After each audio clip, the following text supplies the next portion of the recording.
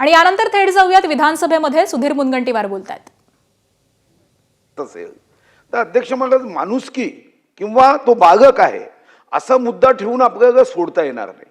म्हणून माझा स्पेसिफिक प्रश्न माननीय मुख्यमंत्री महोदयांना आहे की केंद्राकडे तर त्यांनी या संदर्भात पण याची सायंटिफिक विश्लेषण करण्याची आवश्यकता आहे। जिल्हास्तरीय अशा पद्धतीची किती गुन्हे घडले आहे, या गुन्ह्याच्या मागे आणि 20 वर्षाच्या पूर्वीच्या गुन्ह्याच्या मध्ये आता किती अंतर आहे, गुन्हे किती वाढते आहे, आता आवश्यकता आहे का की आपण जुवेनाईल म्हणून त्यांना सोडावं।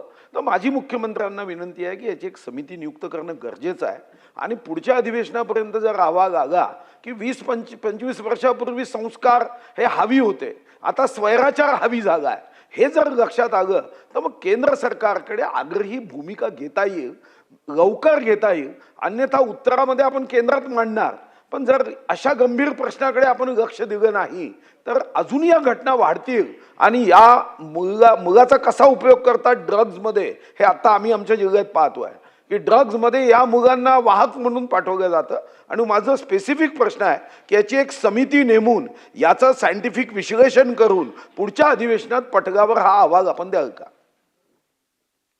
सजेशन फॉर ॲक्शन निश्चितपणे या संदर्भात एक उच्चस्तरीय समिती तयार करण्यात येईल आणि त्या समितीच्या माध्यमातून याचा सायंटिफिक अभ्यास करून त्या संदर्भात ज्या शिफारसी आपल्याला मान्य करता येतात त्या आपण करू, ज्या केंद्र सरकारला पाठवायच्या आहेत त्याचा पाठपुरावा करू। प्रश्न क्रमांक 3।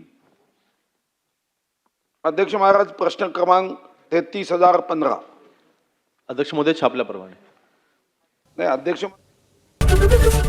एबीपी माझा, उघडा डोळे बघा नीट।